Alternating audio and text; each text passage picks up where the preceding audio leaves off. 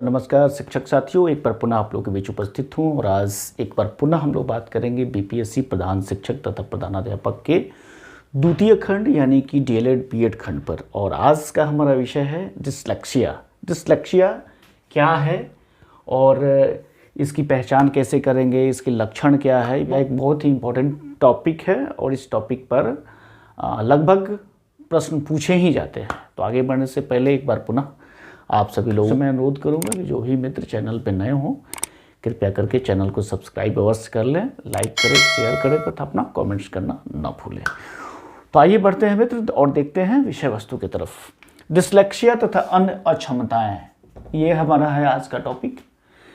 नाम याद रखेंगे सैमुअल किर्क, ये बहुत इंपॉर्टेंट है। और टाइमलाइन भी याद रखेंगे 1963 ईस्वी में सैमुअल किर्क ने अधिगम अक्षमता शब्द का प्रयोग अभिभावकों के एक समूह को संबोधित करते हुए उन बच्चों के लिए किया था जो कि अधिगम से संबंधित बहुत गंभीर कठिनाइयों से गुजर रहे थे और जिनका कोई स्पष्ट कारण भी नहीं नजर आ रहा था। इस पर उन्होंने आगे शोध किया और शोध करने के बाद पाया कि कुछ बच्चे ऐसे होते हैं जिनमें पढ़ने में काफ़ी कठिनाई होती है और इसके लिए एक शब्द जो बनाया गया उसी को शब्द को कहते हैं डिस्लेक्सिया। तो यह क्या है, डिस्लेक्सिया क्या है? डिस्लेक्सिया से ग्रसित व्यक्ति को या विद्यार्थी को पठन क्षमता को प्रभावित करता है। ये पढ़ने में काफ़ी कठिनाई होती है उनको। यह एक न्यूरो डेवलपमेंट विकार है, अर्थात यह विकासात्मक अवधि के दौरान होती है जो कि मस्तिष्क प्रत्यक्षण से जुड़ी होती है।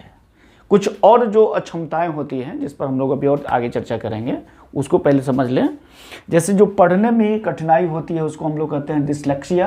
याद रखेंगे, बहुत इंपॉर्टेंट है, ये परीक्षा में निश्चित रूप से पूछा जाएगा।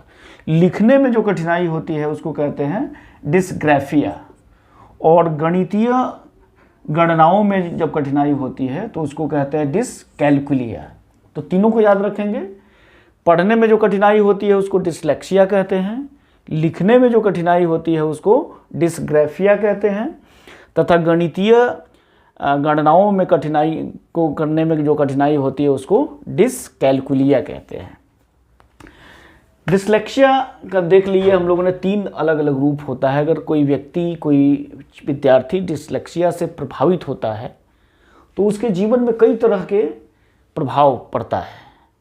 उसके जीवन को प्रभावित तो करता ही है, उसके पठन कौशल को प्रभावित करता है, उसके लेखन कौशल को प्रभावित करता है, उसके गणितीय कौशल को प्रभावित करता है, उसके संबंध को प्रभावित करता है, उसके ओवरऑल शिक्षा को प्रभावित करता है, उच्चारण संबंधी उसमें कठिनाइयाँ होती हैं, उसके स्वास्थ्य पर भी उसका प्रतिकूल प्रभाव पड़ता है, उसके कैरियर पर तो प्रतिकूल प्रभाव पड़ेगा ही और अंततः वह सफलता प्राप्त करने में भी काफ़ी पिछड़ जाता है।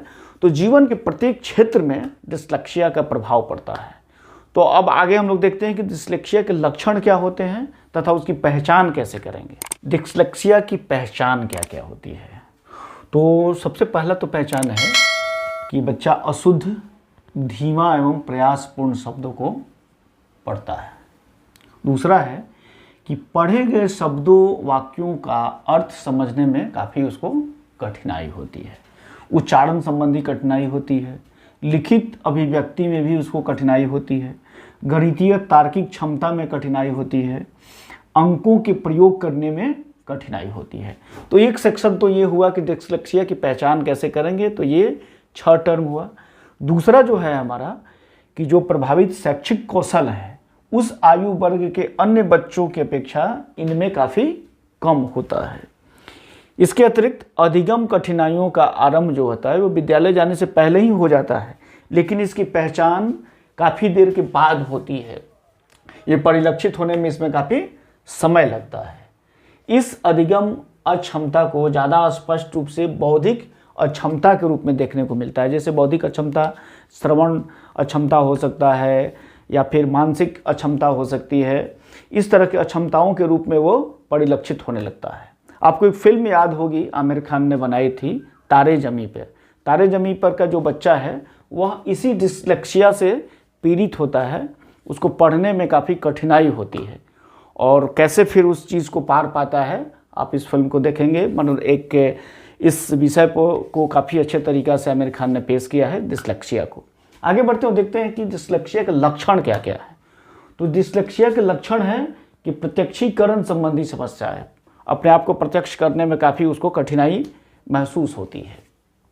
बौद्धिक क्षमता संबंधी समस्याएं होती हैं, भावनात्मक संबंधी समस्याएं होती हैं, और स्मृति याद रखने में और विचारगत जो है वो भी समस्याएं इस तरह के डिसलेक्सिया से ग्रसित बच्चों में देखने को मिलती है।